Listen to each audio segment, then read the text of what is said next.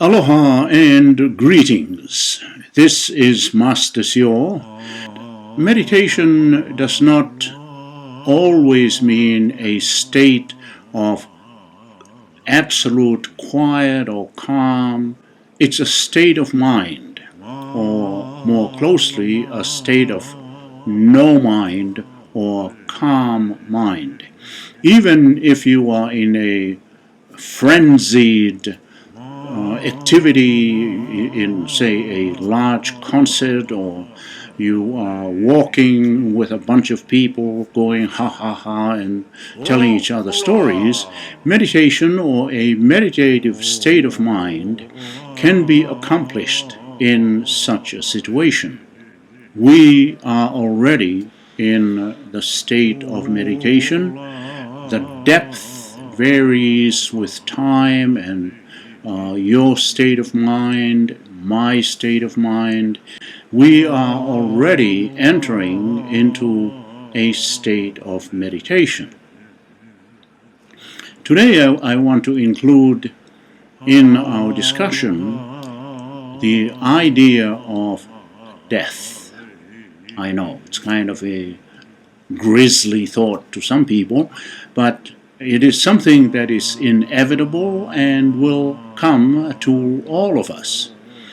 So, death also is referred to some parts of death in a certain Buddhist tradition as bardo. And bardo means it is a transition from the death of our body, like this body here, and transitioning into the next phase. So several things occur during bardo.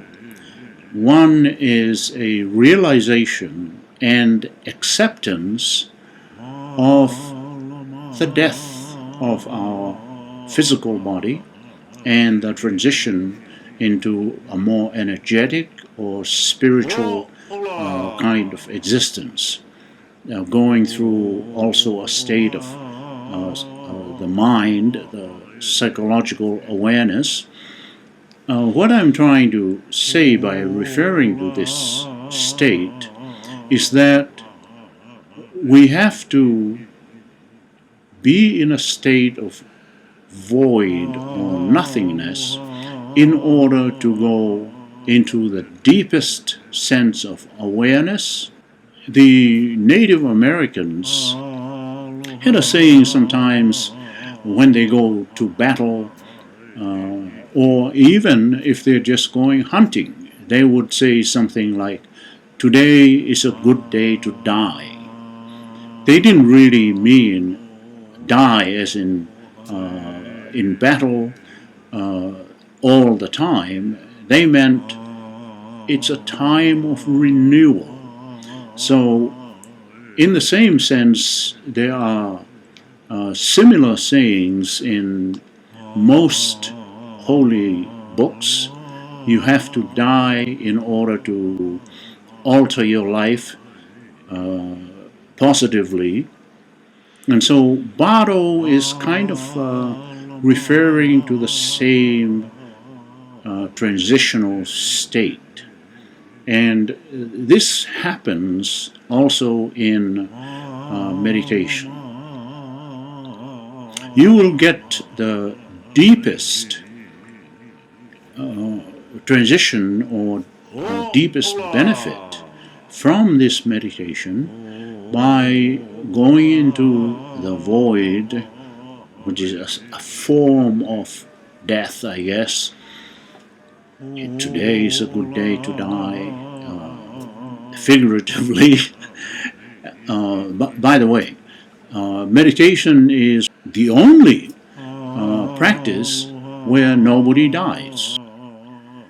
I happen to be a Hawaiian Kahuna, or an authentic native priest in the Hawaiian tradition. All of the work of a kahuna revolves around the concept of love. When we practice everything around the concept of love, the most profound healing follows. The other form of training that I'm closest to is being a master of medical QiGong.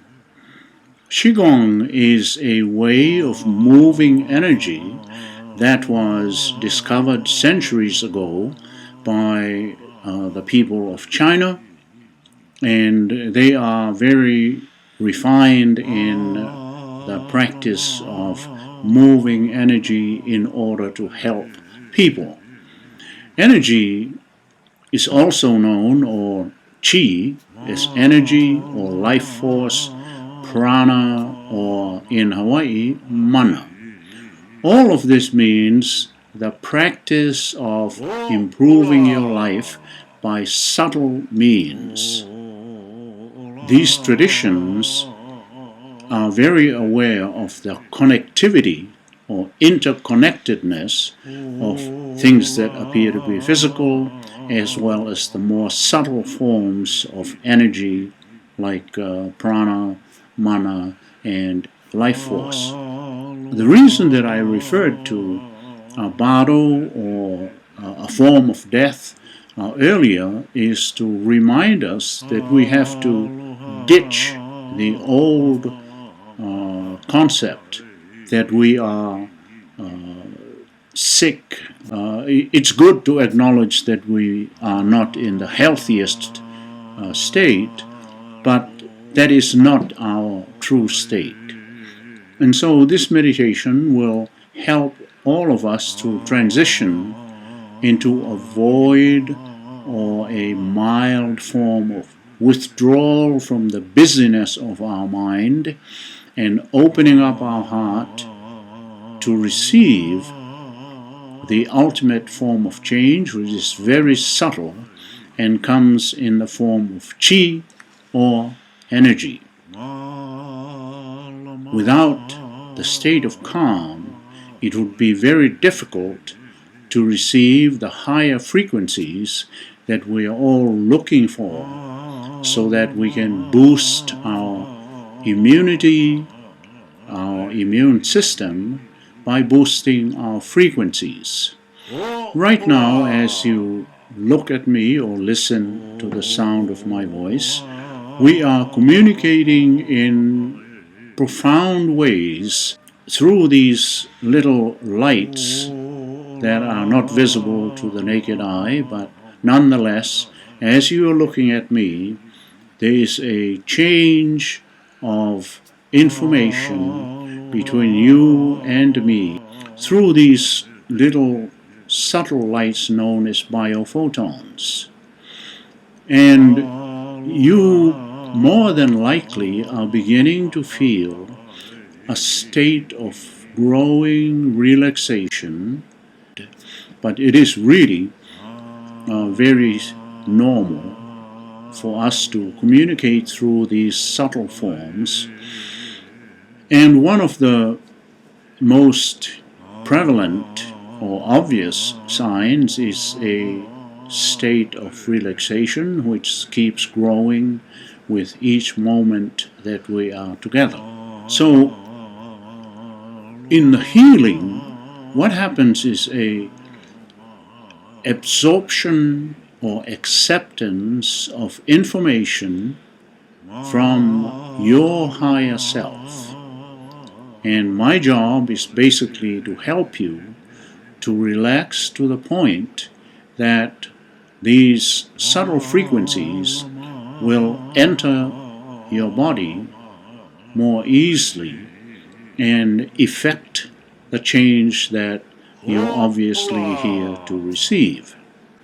As you look at me, there is a two-way communication between you and me.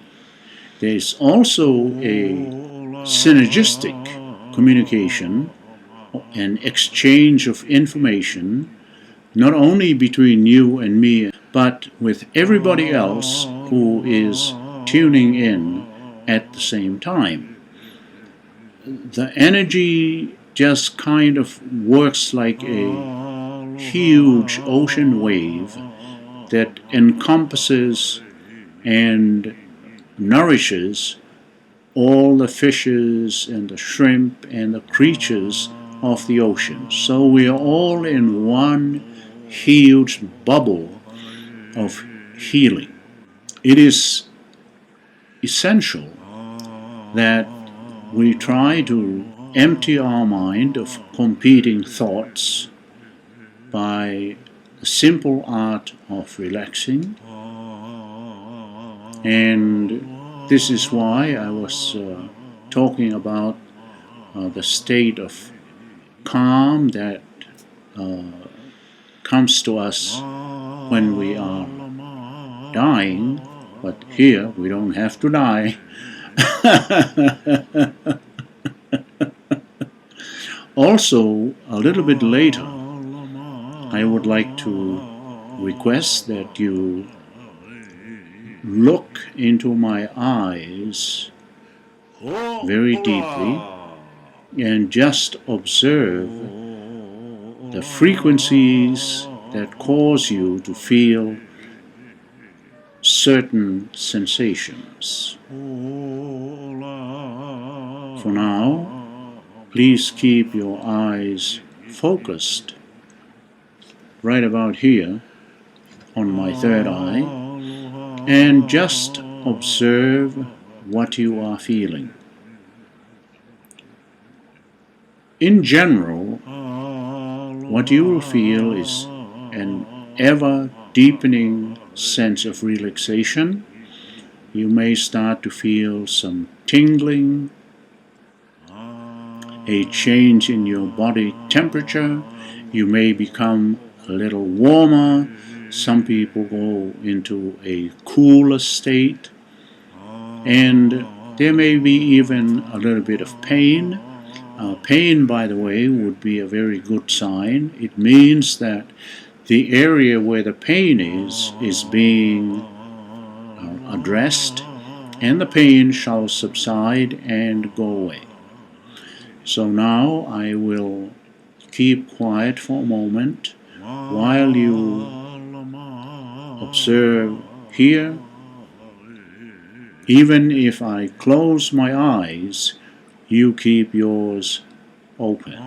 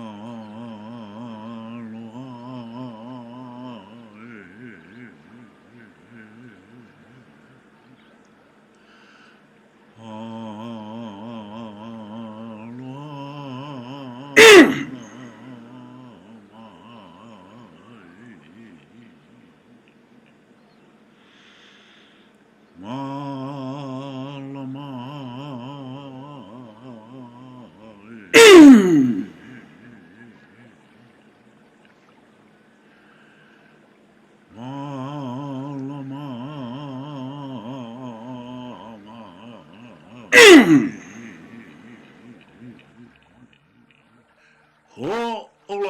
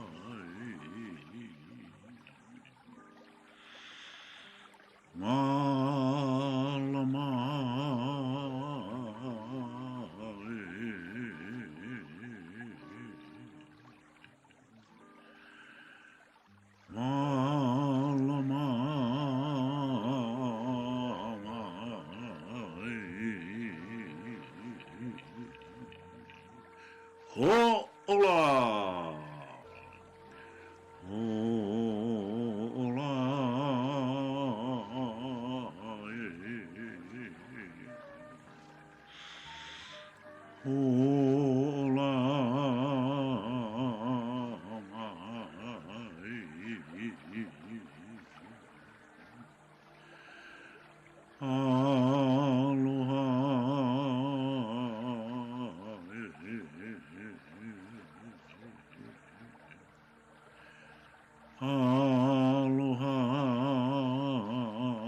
Now please gently close your eyes. Close your eyes and place your hand over your heart and say quietly to yourself, I am my own healer. I am my own healer. I love myself completely. I love myself completely. And without even saying it, but just thinking it in your mind, say,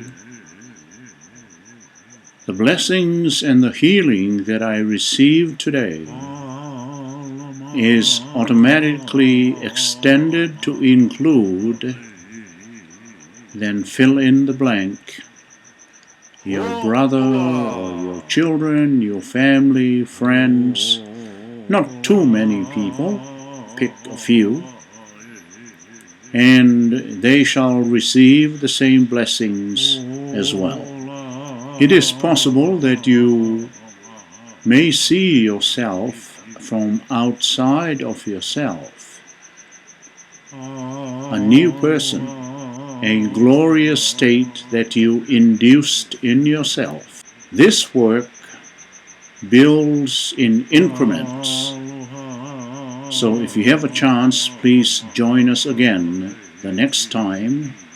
And as you now open your eyes, you will be seeing a brief testimonial by Louise Mucha on her own results at one of these healing meditations. Hello, Ahaya. Hello, Master Sio. My name is Louise. I've gone through so many different treatments for an injury, and my back and my lower back were frozen, and my pelvis was very tilted. So every time I walked, I felt like I was falling forward. So I had to think about every step I took. After the first time I did the meditation at Ahaya with Master Sio, my lower back unlocked that night, and I was so much better. The next week, my hips unlocked as far as pain. I was walking around my apartment, and all of a sudden I was so much better, and I kept walking, and it's like something's really different. Last time I saw him, a few hours later, my blood pressure was extremely normal again. Thank you, Master Sio. He empowers us to claim our own healing, and he gives us the tools to do that. Thank you, Louise, for that beautiful testimonial.